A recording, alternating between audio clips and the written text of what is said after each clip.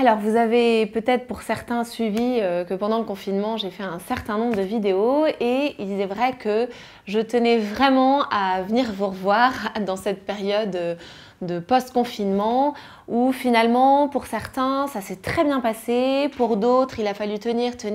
Et ce que j'observe moi dans mon cabinet et puis même dans mon entourage globalement, c'est que les répercussions, on les voit aujourd'hui. C'est-à-dire que les répercussions de ce confinement, finalement, pour certains, ça s'est plutôt bien passé pendant le confinement.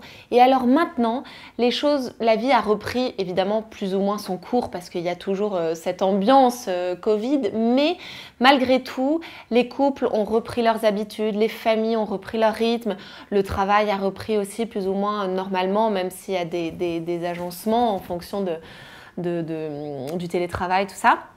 Mais ce que je constate, c'est que j'ai des couples en souffrance, j'ai des parents épuisés, j'ai des enfants qui sont toujours un peu, qui parfois doivent reprendre eux-mêmes l'école à distance. En fait, on est dans un environnement qui rend la vie un peu compliquée en ce moment et qui fait que finalement, c'est aujourd'hui comme un trauma. On voit les répercussions 6 mois après. Et bien là, c'est exactement le cas en ce moment. Et j'en parlais avec mon collègue et on se disait, il faut absolument que l'on vous dise à quel point c'est important de ne pas négliger cette période-là.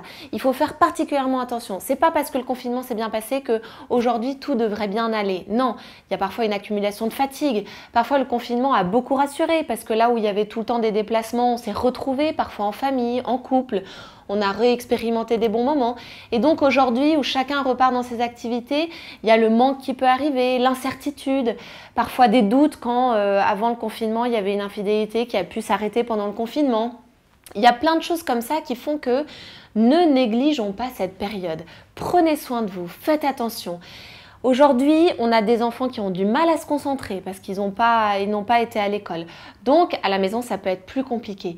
On a des adultes aussi qui ont dû apprendre à gérer à la maison avec la présence des uns et des autres. Et là où tout le monde vous dit bah, c'est quand même super sympa d'être en télétravail, en fait, pour vous, ça peut être un enfer. Donc, ça peut être très compliqué aussi, très éprouvant. Les couples qui se retrouvaient là aujourd'hui, bah, il y en a peut-être un des deux qui aimerait retrouver ce moment agréable et on n'en parle pas et en fait l'autre part dans ses activités et il y a un sentiment d'abandon, un nouvel abandon. Vous voyez, toutes ces répercussions que nous on observe concrètement dans nos cabinets professionnels.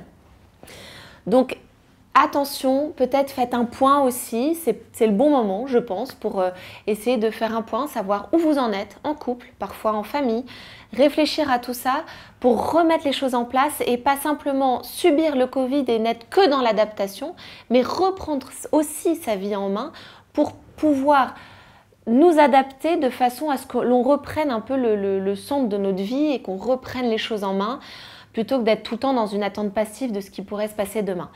Donc attention à vous, c'est un moment assez charnière avec plein de questions, parfois beaucoup d'inquiétudes aussi au niveau professionnel, au niveau financier, au niveau personnel.